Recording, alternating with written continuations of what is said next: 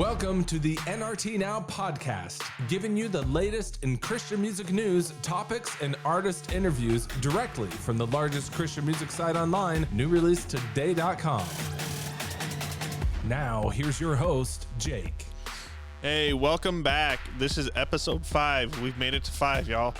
I hope you're really enjoying what we're doing here. I'm hoping that you're really enjoying this podcast. I'm having a lot of fun just bringing this and sharing this with you guys. So even if you don't, thank you so much for still listening. No, we really appreciate you guys here. So for this episode 5, just to kind of round out our launch here, still kind of continuing down this DC Talk theme. One thing that I just started thinking about is artists that have gone solo from bands that are no longer existing. I know DC Talk is kind of right on that bubble. Like, we think that there's still going to be more. We think that they're coming back. You know, we kind of have hints and all that. So I realize that it's on kind of on the bubble, but it got me thinking a little bit here. You know, from DC Talk, we obviously have Toby Mac that is just at the top of his game and top of the Christian music game as well. You know, Tate has joined the Newsboys, now Newsboys United. So that's been amazing as well to see what he's done, you know, post DC Talk. And then Kevin Max is doing Kevin Max, and I'm not sure how to categorize that, and I think he likes it that way. But, you know, he's doing some pretty awesome stuff, you know, himself. So, you know, that's what we have from the DC Talk side. Another one that's come through from Royal Taylor. Royal Taylor does not exist anymore, but Torrin Wells is just absolutely tearing it up as well. I mean, Known is probably one of the biggest songs of 2018. So technically released in 2017 with the Hills and Valleys, but, you know, in 2018, like, Known just became absolutely huge. It became a well-known song. Sorry for the pun, but it is what it is. So, you know, out of Royal Taylor came Torrin Wells. Another interesting one that came out recently that is, you know, that we're pulling in through NRT here, from Creed, for all of us 90s, early 2000 kids. You know, even though some of us don't want to admit it, we all loved Creed. But, you know, Scott Stapp is coming out with some of his solo stuff, and it is amazing as well. You know, a wave of nostalgia for those of us from the 2000s, you know, from those early 2000s, but also, you know, some awesome new stuff that he's doing as well. From Stellar Cart, and through a little bit of Audio Adrenaline as well, we have Adam Agee. You know, Adam is doing some really awesome things.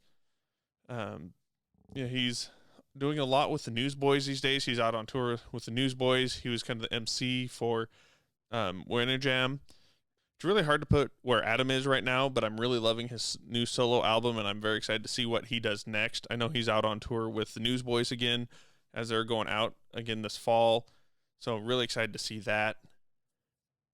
And then another notable band from the late 90s, early 2000s, that, you know, kind of that range as well, you know, from Third Day.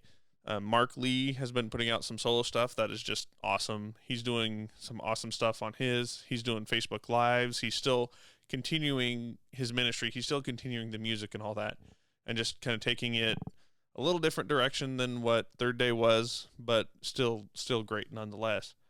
And then Mac Powell is just releasing his Back Again album with Mac Powell and the Family Reunion, and, you know, he's kind of gone down the more southern rock country range, which is, we've heard bits and pieces of that through Third Day, but, you know, he's really taking that and just running with that whole side. And I'm not a huge fan of country myself. That's just not my taste, but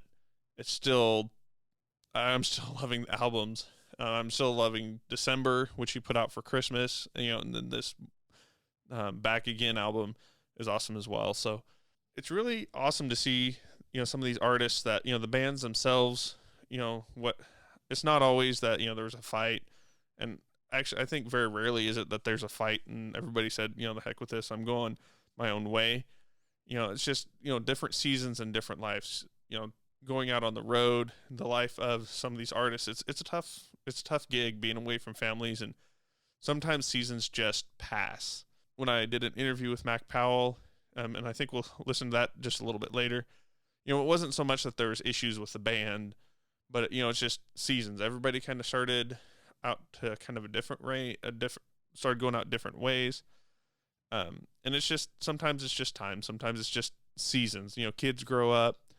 So, I don't want to give this impression, or I don't want there kind of be that stigma in the Christian music world that, if a band shuts down or, someone goes solo, that, it's necessarily the result of an issue or, band fighting or anything like that. Sometimes it's just, it's just a matter of seasons. And I think that's a very biblical principle as well. For everything under the sun, there's a season. And so if someone will verse check that one for me, that would be awesome. I know it's there somewhere, but verse check, please.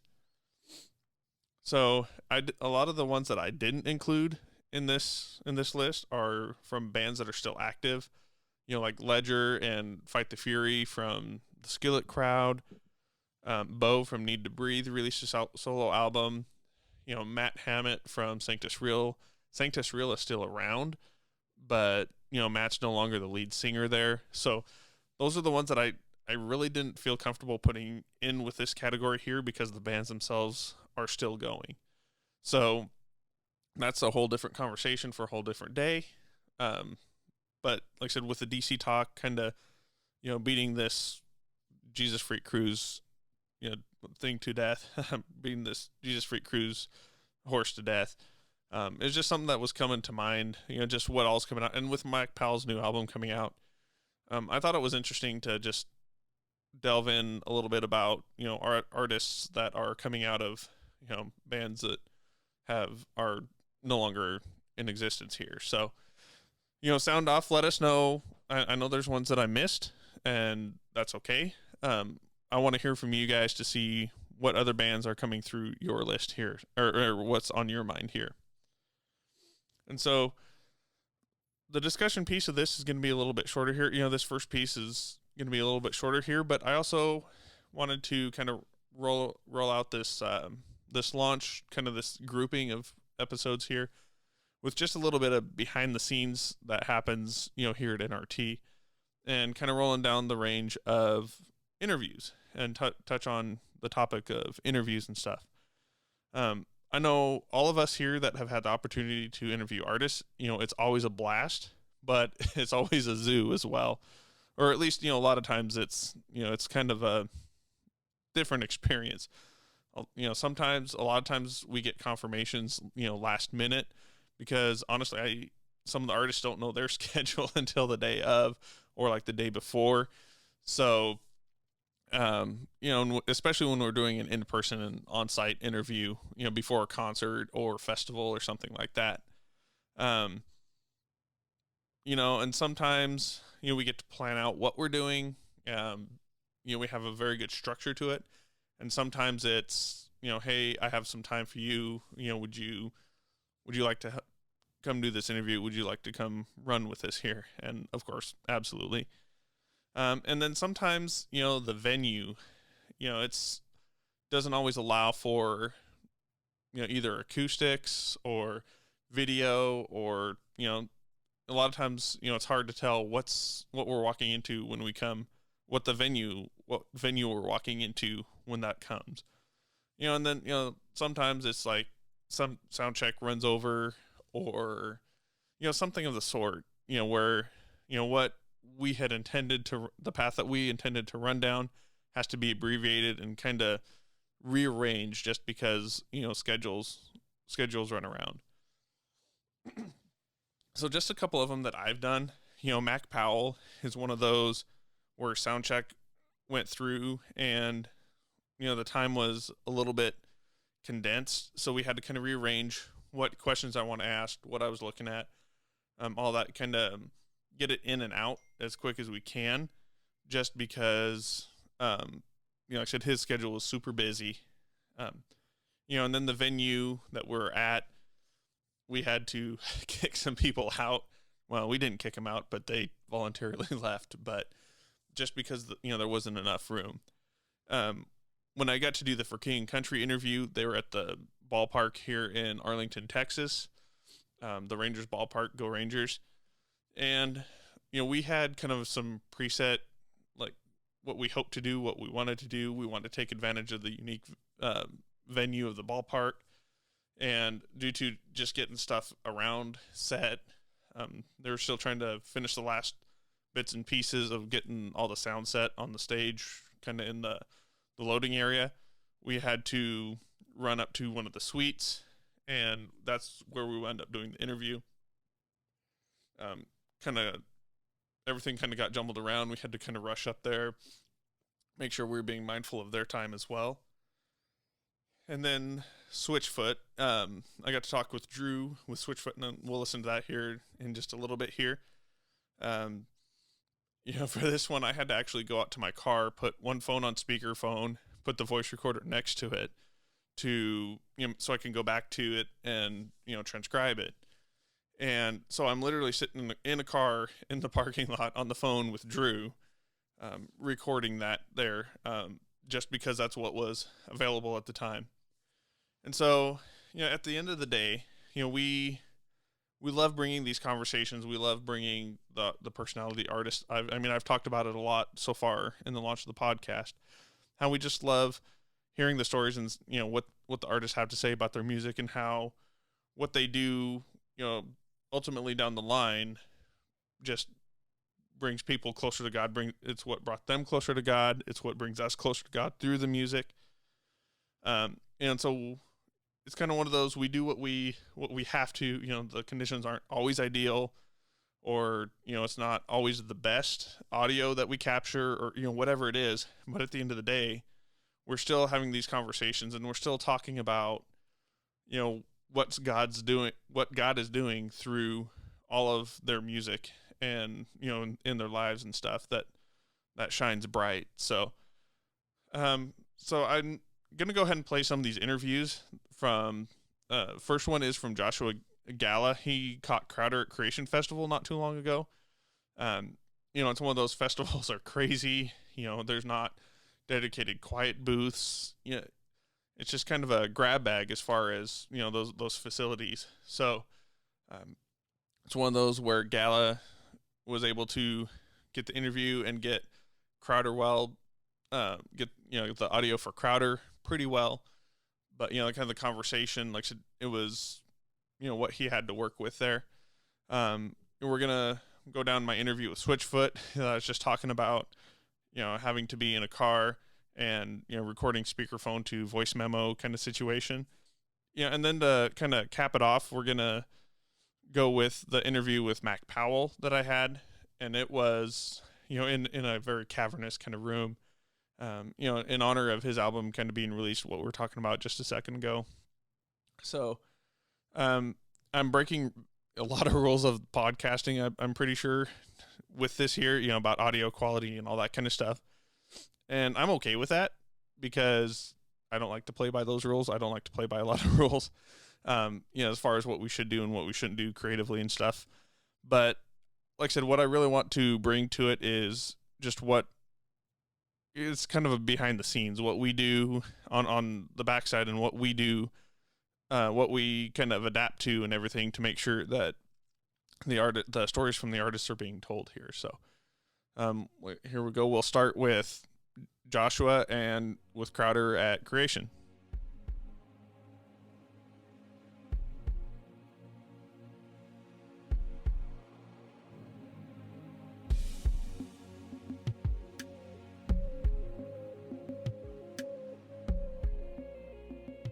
Hi, this is Josh from New Release Today, here with Crowder. That started like right then, I was like, oh, look busy. Exactly. Josh coming in. How you doing tonight? Doing fantastic, yeah. Thank you for coming in. Thank you for letting us, hang for a bit, Definitely. So I just want to start off with a kind of a memory. Back in 2005, I first came to Creation. 2005. 2005. This is like 2019. I was going to say that, but you interrupted. That's how many years is that? I don't know. I trust you on that. I had public education. There you go. Math is tough. Numbers are hard. So 14 years ago, Yep. And, in 2005. That's when I first heard your music and got addicted to it. So That's why you look amazing. Like, yeah, you look so happy and like, no wonder. Turns me a different shade. It's amazing. So since then, you've been to this Creation Northeast Festival quite a few times. Do you have a favorite year or a favorite memory from Creation? We have been here a number of times. The most memorable one, I can't say this is my favorite, but it was the very first time we ever played the song How He Loves that was written by John Mark McMillan out of North Carolina. It was our first time to ever play that. And what happened was this. The keyboard I'm playing is attached to my laptop that's supplying the sounds. It's like just, it's like soft synth kind of situation. And I've told everyone, like, hey, man, be very delicate. All my stuff was just sort of duct taped together. I'm like, do not let that 1/8" jack pop out because it will drop the bit rate. And then we are all going to be very confused about a song. Well, that's what happened. And so as soon as I started playing it, do, do, do, and it was like, boo, boo, boo. I was like, uh-oh. Yeah, jealous for me. And I looked up like, oh. And the bass player's like, started doing his one string. So I think the only people that got in on that number the first time that song was ever played live by our band would be me playing a drop bit rate that's not in any key in terms of 440 and the Western tuning, but the bass player, he tuned one string, got it, and then the violin player who doesn't have any frets, and so he's sort of on one string, irked along with it. So anyway, I think it was pretty powerful. Also, I sang the lowest I've ever sung in my whole life then. Yeah, very emotive. So that would be a super, that's potent memory. Yeah. All right. So I noticed with I Know a Ghost that it seems kind of heavily urban or hip-hop influenced. What? By like production. It's totally, dude, it's like the best.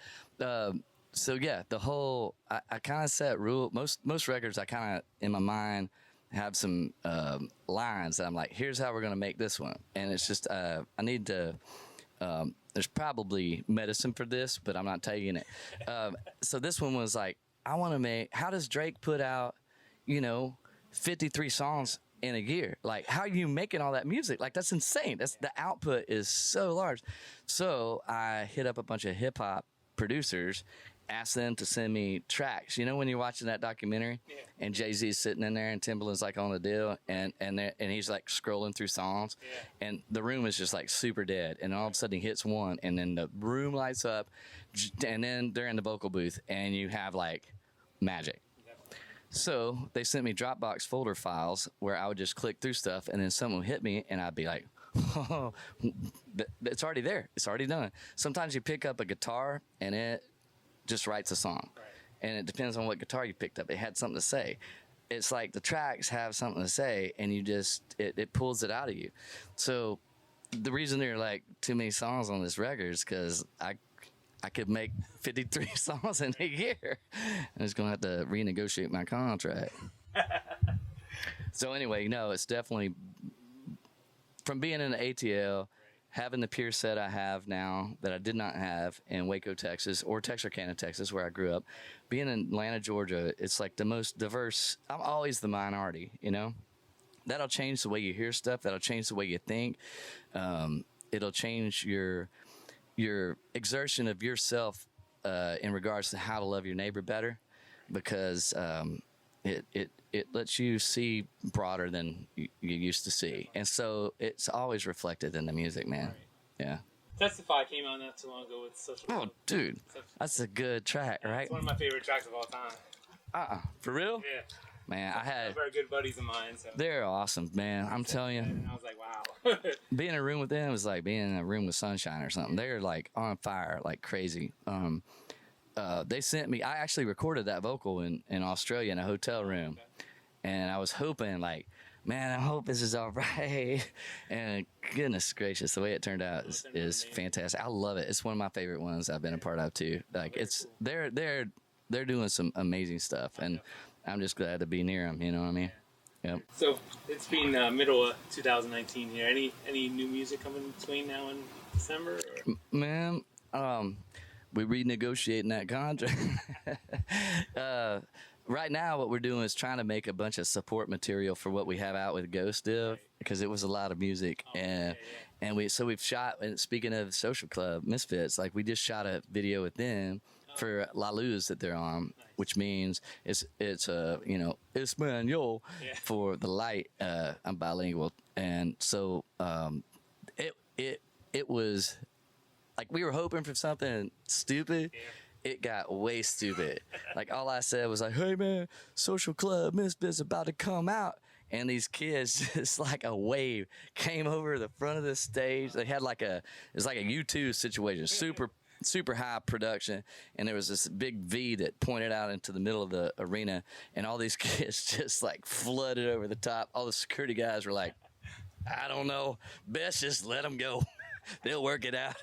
But it was awesome. So we caught that moment. So I'm excited about that thing rolling out. And then we just did it right before that, we did a video with Mandisa, like a broke down version of this "Let It Rain" song that we have, and she's featured on the record. And man, that chick knows what she's doing too. All right, speaking of sunshine in a room, man, she can sing. You're right. That's good to point out that deal.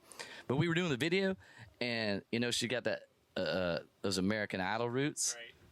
All right, so cameras are rolling, and I'm telling you, every time there was like a camera and a moment where she should be on the camera, she'd be like, bam, bam. And I'm like, you're way good at that. Me, I'm like,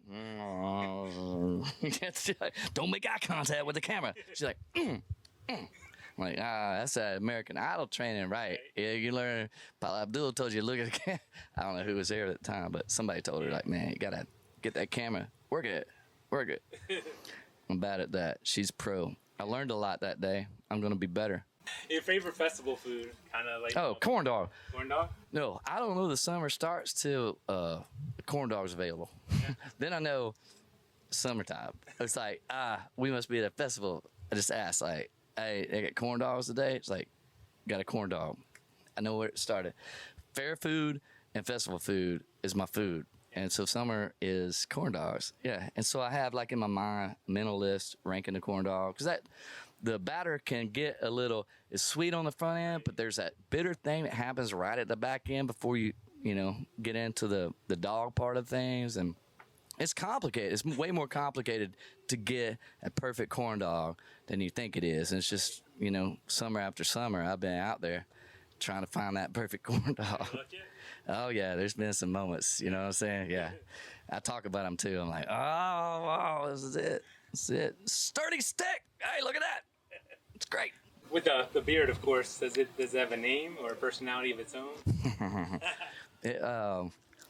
No. And my wife is the keeper of the beard.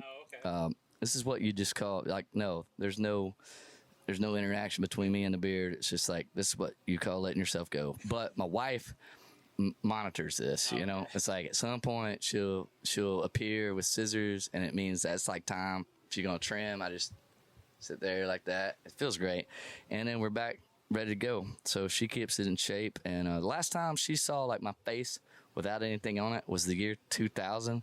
And that was no, it was a terrible night. Well, it was the dawn of the millennium. So like we're at our house in Waco, Texas, this little duplex we lived in, and we're watching Dick Clark. Ball's about to drop, and ball drops. We kiss, and I had in my mind like, how many millenniums am I gonna be around for? Probably just the one. And so I'm like, man, I'm gonna do something important here. So I had like in my mind a spiritual cleansing moment. I'm gonna shave everything. I'm gonna start a fast. I go in the bathroom. I'm talking Bic, all hair gone. Like it's just like nothing, no hair. And I did not tell her anything about that. And so I saw what she's about to see. I'm like, that's a bad idea. Dude, I have like I don't know what it is back here, extra CPU or something, but it's like a speed bike helmet or something for aerodynamics. And I was like, oh no, this is not a good look. I came out, and I was like, hey, and she's like, put it back now. Started feeding me like prenatal vitamins and making me watch The Horse and Mane and that kind of thing.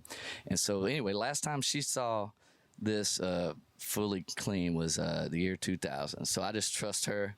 Everything you see here is like, I just get her okay. Never make massive adjustments to your personal appearance without getting permission from your significant other, because it's not going to go your way. So anyway, I just do what she says. And right now, I guess we're doing homeless. So, but I'm happy with it. It's great. Exactly. Maintenance is way low.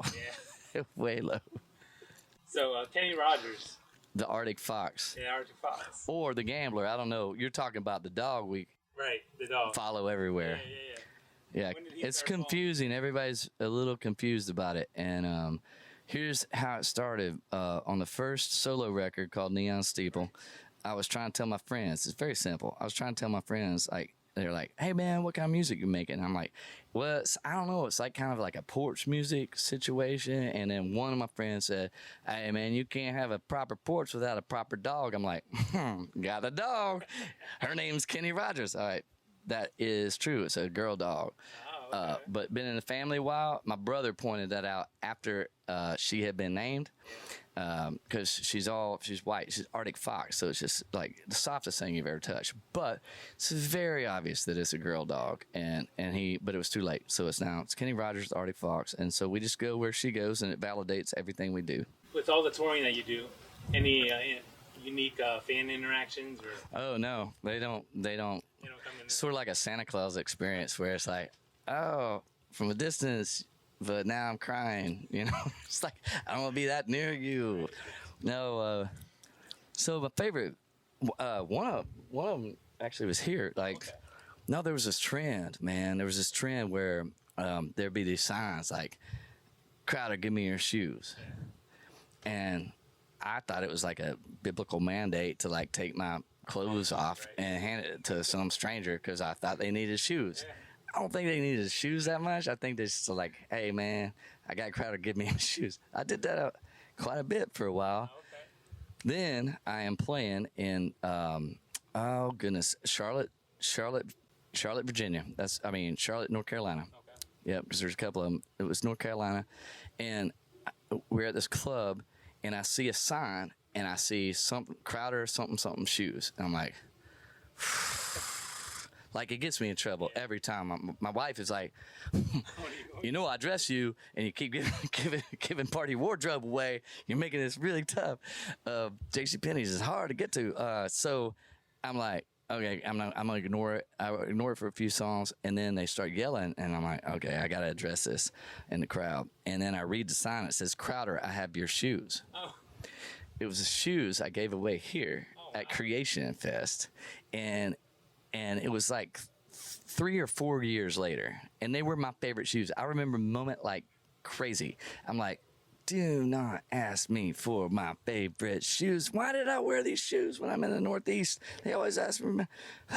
And I felt like Jesus, like, hey, how much you love those? Like, I got them in Hong Kong. Oh, okay. By this dude sitting in his little shop, made these shoes. That's the only shoes like that he has ever been made. That guy made it. And I'm like, oh, all right, Jesus, you says, okay, psh, man, it's not even your size, bro. So he starts handing me, like, through the crowd, come this pair of yellow shoes that I've missed like crazy. It hurt my heart. And then they're back at me, and I'm like, hey, man, did you go anywhere, like, super cool? Have you walked anywhere neat? And he goes, yes. I went to Israel, and I walked your shoes in the feet of our Savior. I went, all right. Yeah. Anyway, hey, thanks for your shoes. You can't have these. I'm going to take these with me. So he left barefoot. Hey, too late. He didn't ask for anything. I cut him off. But anyway, that was amazing. So that's probably one of the best fan interactions I've ever had. That's really cool. My shoes were on that dude's feet that I gave. And I've never been to Israel or, done the deal where, hey, here's the path that our Savior took, but my shoes have been there, and I put them right on my feet that night on the stage and played the rest of it. And meanwhile, that dude went home. His car was parked way far away, so he walked in his socks. His friends were super mad at me, but I didn't care. Yeah. It's like he deserved that crap. Another thing that is pretty amazing to see on stage is all the different instruments you guys use, yourself and the band. I've seen where you went from a Guitar Hero guitar, made all kinds of. Oh yeah, I was back in the day. Yeah, probably 2005. I bet. Right around there. Guitar Hero. And then just said from banjos to all kinds of craziness. What's some of your favorite ones you use now? It's all about utility. It's like utilitarian. It's like the utility of a thing. Like, who's gonna play this? And I always get stuck with like what people they're like, I'm busy. It's like playing the thing I like to play, you know. Like, why don't you heard me to play? You had me play this, and like you can play whatever. So they just keep handing me stuff, and I think once you get into kind of, if you know music theory, I mean, I'll poke at anything around me, you know. And everybody's like, "Hey, what instruments you play?" I'm like, "None." But I poke at a lot of them, you know. I've got a lot of players that play a lot of instruments, and I just kind of poke at stuff. But I love what we're doing right now. I love the fact that you can unplug everything and still have like a good time together. Like, just, hey, invite your friends over. We all just gonna play and sing. It's porch music. Kenny's there, obviously. But that's what I love about what we're doing right now. So anything with the string wound up, but then also, you know, that 116. Yeah. So we have our bass player's the best DJ you've ever heard in your whole life. Like, the guy can rap like crazy. He can go, but the best time of your life would be at about 11:30 after something like Creation, when we're on the bus and he just has his decks in the bus front lounge and just starts playing things. He can own a room like crazy. It's the best time ever. So anyway, he's really the front man. Nobody knows it. I'm just tagging along. Me and Kenny tagging along. JR running the thing. All right. So for NRT, we like to do a lightning round at the end of our interviews. So I got a speed round here for you. All right. All right. So would you rather? Is this like a wait? Is this like a every answer's okay, or is it like I gotta get this right? One or the other. Okay, different parts of the brain. Fair enough. So Different parts would of the you brain. rather eat a rattlesnake or alligator? I see where you're going. Rattlesnake. Okay. Open for Lecrae or Skillet? I don't know what you just said. That was a joke. I'm still laughing. Anyway, next question.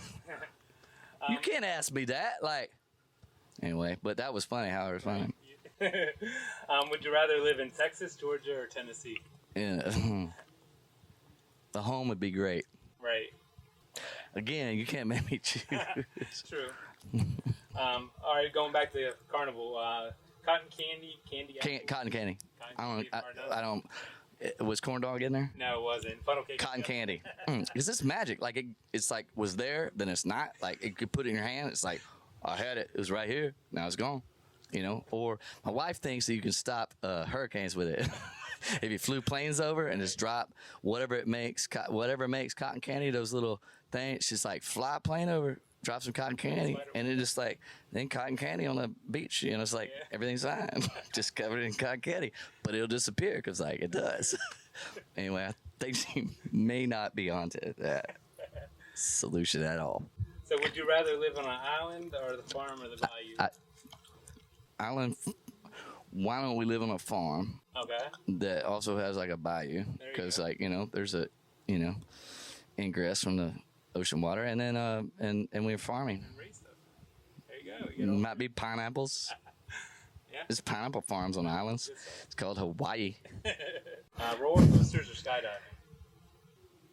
Dang, I've never skydived. I've never dove from the sky. So I guess that would be. I've ridden a lot of skydiving. Okay. Skydive. Awesome. Well, we appreciate your time here tonight, Crowder. Did I get them right? You got everything right. Fantastic. Not really a wrong answer. Well, my hands are sweating, nevertheless. Could melt some cotton candy right now. I probably should put it right there. Was that blue or Is pink? there anything that we can be praying for you? Yes, I too am a human, and all the things that you're nervous and like have concerned about, I too have. Also, the travel stuff. Summer's crazy. We to rest. Summer we don't sleep a lot because you're doing a lot of festivals. It's like, hey, go from this side to that side, and so it's a lot of early mornings, and you got to be all on, you know. So that part. So rest. Holy Spirit breathe some strength into that thing. It'd be awesome.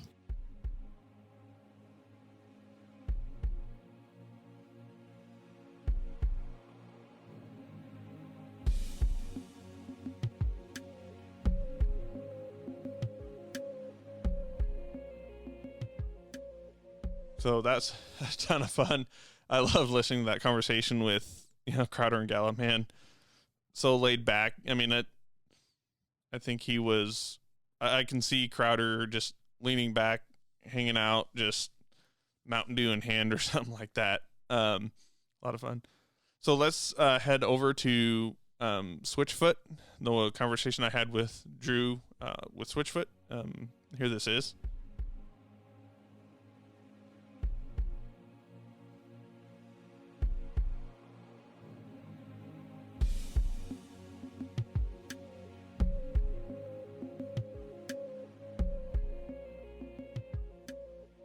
This is Drew from Switchfoot. Hey Drew, how you doing? Pretty well, man. How's your day going? It's busy. How about yours? Same. Yeah, same. Thanks for allowing us to push back the interview a little bit. We were busy with a meet and greet. Dude, absolutely. I appreciate you guys taking the time out to talk with us here. Yeah, man. What's up? So let's chat. So first off, I want to say I was able to hit the show over in Dallas at the House of Blues.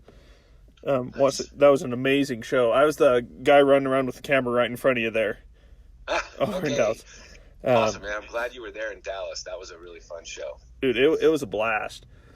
I'll have to send on some shots, tag you on Instagram or something with those. Please do. Yeah, I'll check them out. Was absolutely was able to get some good shots.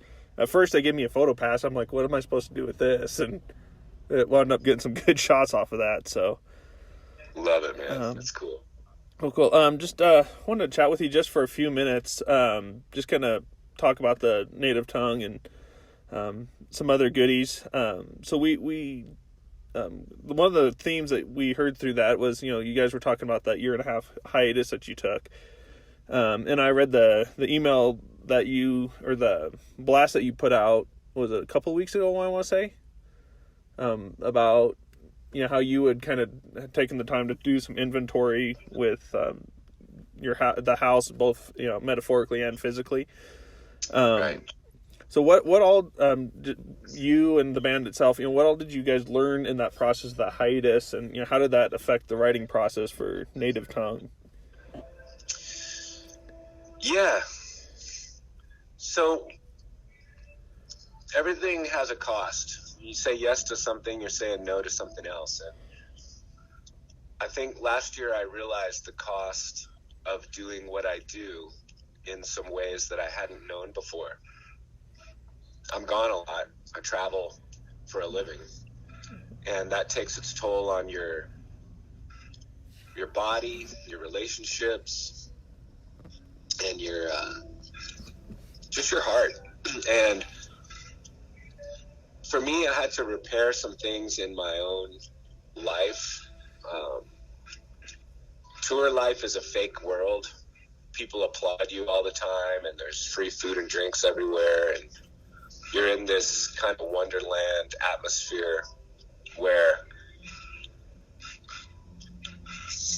it's all good. And that's not real life, because life has problems that need to be addressed, and relationships take work. And when you put all that on hold, then you find a lot of it there waiting for you when you get back. And I think last year I found a lot of it waiting for me there when I got back. I needed to repair some things with my wife and my kids and my own disciplines in my life. There's relationships are built either intentionally or unintentionally. And a lot of times relationships that are built unintentionally are built wrong. You're coping with things, and you're dealing with things, and you're putting up walls and building a relationship that isn't built right, but it just allows you to cope with what you have to deal with. but that's not good in the long run. That doesn't work. So my wife and I had built some things into our relationship that just were not healthy and not good. And we had to tear down and rebuild a lot of those things. And I think I'll be doing that for the next half of my life, to be honest with you. But I think a lot of people can relate to that, because it's not just musicians that go through this. Everybody does. Yeah. And so how did that affect the writing process for Native Tongue?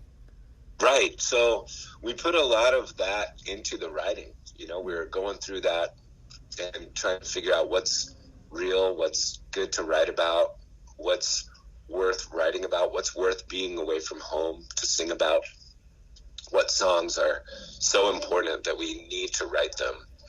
And not just because we want to put out another record so that we can, have more of those, but what songs really cut to the core. And so songs like Native Tongue, the title track, singing that love is our native tongue and where have we gone wrong, really resonate with us, as well as like strength to let go. We were letting go of things in our lives that we needed to let go of. And, things like that are written into the record. All those themes show up all over the songs. So how would you compare that, the growth that you guys had in that, hiatus period versus the 12 or so, dozen or more years before that? We had never taken a hiatus, so it's totally different. We have never taken a year off. We've been touring for 15 years, almost nonstop. When one tour ends, we're planning the next one to begin. And so the hiatus was a new thing for us. It was scary because we'd never done that before. It's like all we'd ever known was being on the road, and to now take a year off, it was terrifying in a lot of ways. Not just for us, for our families as well. Here's Dad home for a year. Like, what do I do? What's my daily life like when I'm not, planning to go on the road or traveling? I had to figure that out. Yeah, I took a 2-week vacation at home once, and that's the last time that'll ever happen again. So that we put the kibosh on that one. So with all that, how has that changed your tour life? What of that have you brought on tour with you guys with this Native Tongue tour? Yeah, I'd say now my heart and my identity is back at home, and this is just something I go out and do. Whereas before, a lot of my heart and identity was in being a touring musician. Now I'm more like, I guess, grounded. I don't know, just not so swept away with tour life, and just trying to be more mindful of who I am at home as a father and a husband, which is really the core of, being a person. Your relationships that ground you, they're really the core of who you are. What we do as men for our jobs is just after that. And you guys have been together so long that, you guys are, I would imagine at this point, practically brothers.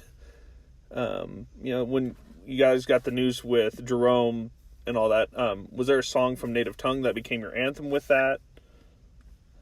How did that affect the Native Tongue there? Joy Invincible became, we didn't know, that it was about Jerome when we wrote and recorded it, but after we wrote and recorded it, Jerome was like, that's my song. And we just said, yeah, dude, that's your song, Joy Invincible. Basically, hallelujah, nevertheless. It's like, well, no matter what the circumstances are with his health and cancer, he was like, I still have joy underneath, and I'm going to make it, and I have hope. And that's the one that became his anthem and our anthem for him. Awesome. So all throughout, most of, Switchfoot's career, you've had a lot of mainstream recognition as well. And Native Tongue, definitely has, some good recognition on that side as well. How have you guys been able to share the gospel in places where, Christian music doesn't normally reach? It just happens, man. I mean, you live your life as a light, and you just shine. That this happens. It's like, sometimes we plan it, and sometimes we don't. I mean, when I say plan it, it's like, we write the songs we write, and then we just go and sing them out into the airwaves. Mm-hmm. They just go out into the fabric of society. And when you're spreading light, it just changes things. I mean, we have people coming to our meet and greets every day that are like, your music saved my life. I was on the verge of suicide. Or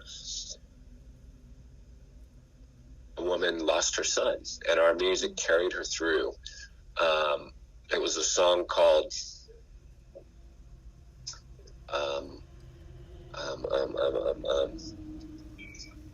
The Edge of the Earth. And then 2 people later in line, literally another couple comes in and goes, we walked down the aisle to get married to one of your songs, and it was The Edge of the Earth.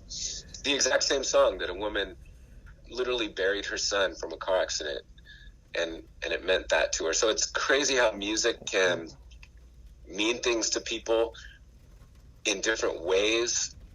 And like you mentioned, the gospel, it's like this, it's like something that we're not in charge of. We just do what we're supposed to do in putting the music out there, living our lives in an upright way, and just the rest kind of just happens. I don't think we pre-plan a whole lot of like, we're going to go out and change the world right now. It's like, no, we're going to be who we are and take care of who we are and do what we're supposed to do. And then the other stuff, it just happens when you're writing an honest song from an honest place. That's awesome. So one of my favorite questions that I try and make it come from left field, of all the discography from from Switchfoot, what is your favorite song? Maybe hasn't gotten the most notoriety, radio time, but means the most to you personally. Let's see. One of my favorites is "Dirty Second Hands," and it's about how time is your enemy sometimes, and I played the steel guitar on that and really loved it. Another favorite would be "Take My Fire" from this current record. It's a big, heavy, single note distortion fuzz guitar riff that used to have a different title, and then we changed it to "Take My Fire." Yeah, those are good. "Enough to Let Me Go" is actually a big one for me as well. A song that says, "Do you love me enough to let me go?" And it just reminds me that, like, after last year in my life, like, you can't control other people. You have to work on who you are, and you have to be responsible for yourself and your decisions and loving the people around you. And a certain part of things you have to let go of control over, and realize that it's not your burden to carry what someone else does or doesn't do, even like your kids. I don't know if you have kids, but in a way, you can't control them. You raise them, you do your absolute best, you do what you're supposed to do, and on a certain level, you have to love them enough to let them go. And I think that's a powerful statement for my life. Well, that's awesome. So, last up, what's next for Switchfoot? Once you finish the tour out here, what's coming up next for you guys? Man, we're going to Japan in May, and then we're going to Europe to open for Bon Jovi this summer. That'll be a blast. That'll be a blast. We're doing soccer stadiums in Europe with Bon Jovi, so that's going to be a real highlight of this year. And then we're going to come back and do a little more touring here here in America.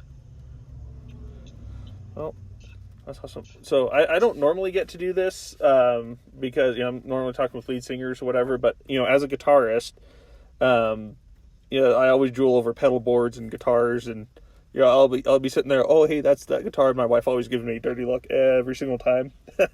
So every time I'm like, hey, he's using a PRS. She's like, I don't care. Like, I'm here for the music. So what is your favorite piece of gear that you get to take on tour with you? Well, I'm most excited right now about Elliott guitars and Elliott amps.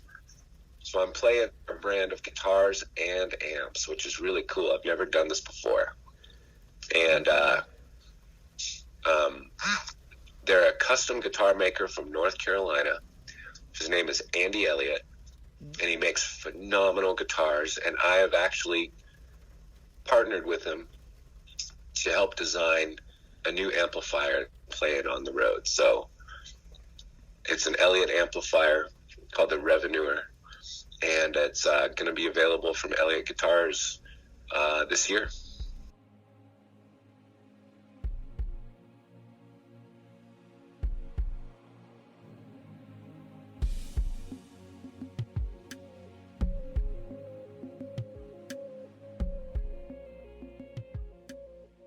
I had a lot of fun with that one.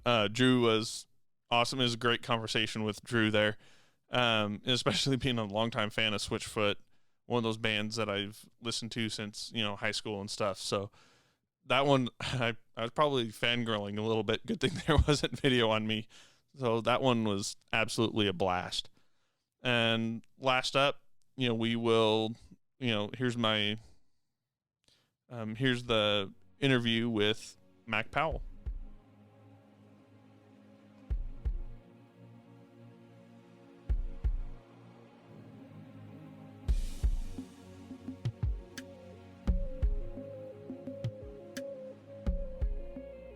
I guess the first thing, I got the chance to come to the farewell tour.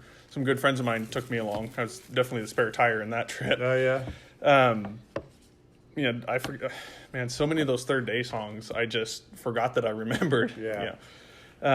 So, the last show was, Denver Red Rocks Arena, amphitheater, amazing venue. Mm-hmm. What was it like, with that last show, just kind of closing that and bringing in this new project, this new season? Well, first of all, the farewell tour itself was definitely bittersweet. It was something that we weren't sure if we were going to actually do a farewell tour.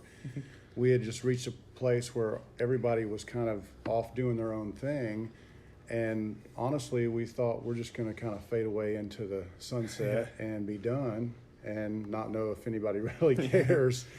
And then the fall of last year, Tom Petty died. And I'm a big Tom Petty fan, and I'm kind of moping around the house for a couple of weeks for the loss of this guy that I'd never even met before, but his music was such a big influence on me. And my wife said, you guys really should get together and do a farewell tour, because the way you feel about losing Tom Petty, there are going to be some people that feel that strongly about losing Third Day. Yeah. And so I said, yeah, you're right. And so it was just more of it wasn't necessarily something that we didn't want to do. We just didn't, everybody was doing their own thing. So timing wise, we weren't sure if it was going to work out, and we were able to do that, and I'm glad we were. And it was how can I say this and it not sound bad? It was a lot of work. I sang a lot more than about double the amount I normally sing every night. And, because my new band, Mac Powell and the Family Reunion, we got to open up for Third Day.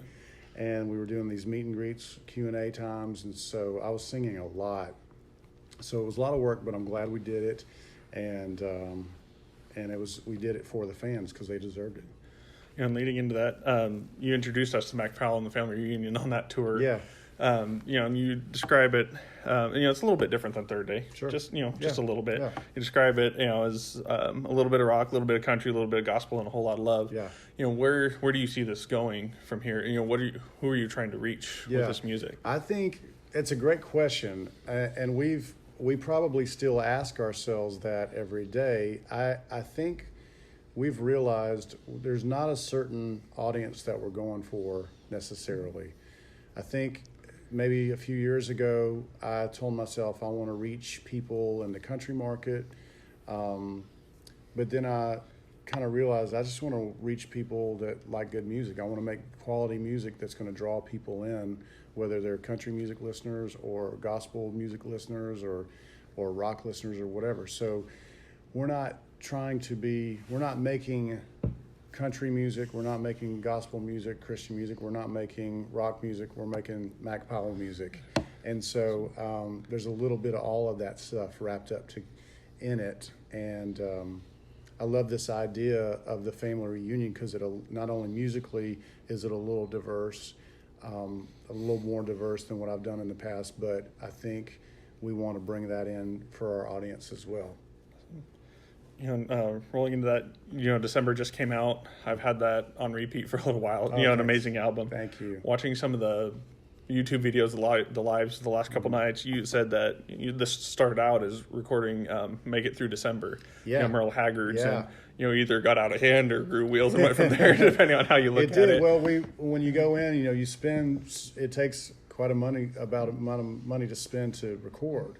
And so when you're in, you go, well, we're going to record one song. We might as well have 2 or 3 others because we have the time. If you're spending that money in the day, let's use the whole day.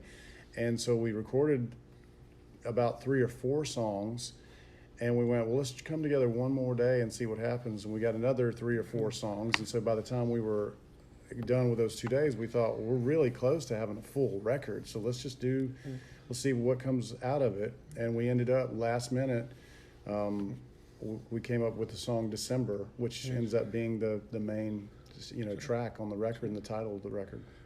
And so, from listening to that and watching those, it looks like you're having a lot of fun with this band, you're having a fun jamming out. Yeah, absolutely. They're great. It was never, with Third Day to the very last concert, I always had fun with Third Day. I really did. It was always fun. There was never a time where I didn't want to be on stage doing that. However, I knew that I wanted to do something different musically than what Third Day was, and I'm able to do that now with this band, and so it is a lot of fun. And so you had a couple solo albums come out, like Southpaw a few years ago. Is the Family Reunion an extension of that, or is it? Yeah, I think so. It really is. I made my first record, I don't know, maybe 7 years ago or something like that. I forget, maybe 6 years ago. And had a great time doing it. And Jason Hoard was Hoard is how you spell his last name, was a huge part of that. He was kind of the one that he was on the road with Third Day a few years ago playing guitar and mandolin and banjo and stuff like that. And as he and I were on the road together, we became really close friends and started writing songs together. Those songs turned in, and he's a producer as well, so he ended up producing my first record. Then we had such a great time, we said, let's do it again. That became the Southpaw record. And so we would bring in different guys. It was always me and Jason, but we'd bring in different guys to be, playing drums and bass, because I couldn't afford to just keep one guy the whole time, because everybody's got their day jobs they have to go do. And so I think that's part of the name of Family Reunion. Every time it was a different band with me and Jason. And we thought, this is kind of cool, because it's when we come together, it's a group that we love, but there's always kind of people going in and out, just like at a family reunion. And so one year this guy's going to be here, and the next year this cousin's going to be here, and this person's not. And so we thought, and also the inclusiveness of that idea of a family reunion. We want our audience to feel like they're part of the band with us. Yeah, and so just running down the country route, with all the social media and all that, saw that you went to Wyoming for your Thanksgiving, Christmas. Yeah. Now, we're all Wyomingites here. Oh, man. Yeah, So born great. and raised. Okay. So I have ink, I had to get the tattoo, there you go. It's corny, I know. I had on the state flag yesterday on my shirt of Wyoming, So, we know the beauty of it. We're actually in Casper. I grew up in Fremont County. Okay. Said she was from Casper, from the other side of the state. So, we know the beauty and, that of Wyoming. What captivated you about Wyoming? Well, I'd been there just briefly a couple of times through the, 20-something years of touring, but haven't really spent time there. And so, honestly, just always hearing about Jackson Hole and that area and wanting to go. And we're not skiers at all, But wanting to go to Yellowstone and see the Grand Tetons, and so we'd never done that. And last year, my family and I, we went to Sedona, Arizona, which is about 2 hours from the Grand Canyon. It's 2 hours north of Phoenix and 2 hours south of the Grand Canyon. And we had an amazing time. Of course, it's very different than Wyoming, but we thought, and it was the first time for Thanksgiving that we'd gotten away with just us, that we weren't with extended family. So we really enjoyed that, and we thought, let's do that again. And so let's go out west somewhere, and Jackson Hole was where we went, and we had an amazing time. We ended up having about 7 wrecks on snowmobiles, but that's another story for another day. And of course the snow, and coming from Georgia, that's a very common sight. Yeah, we didn't know what we were doing. Much less, we were not even going to try to ski. Yeah, she doesn't ski either. Yeah, well, I'm glad I'm not the only one. She has a talent to break her ankle, or not break, but roll her ankle in anything. Yeah, I'm too old to try that new thing. So I guess last up, what's coming in 2019 for y'all? Well, we're supposed to be touring on this. We were supposed to tour in the fall, and that got kind of moved over into the spring. So hopefully we'll be on tour in the spring and just going out and making some more music, and we'll see where my record that I made a record. It's this one right here, the first Mac Powell and the Family Reunion album. We made it in time to be available at the shows for the farewell tour. And we thought as soon as the farewell tour is over, we're going to just put it out there. And we ended up not doing that because there's a company in Nashville that was interested in picking it up. So we're still in negotiations, but hopefully summer of next year, this will be out in a broader sense for people to hear it.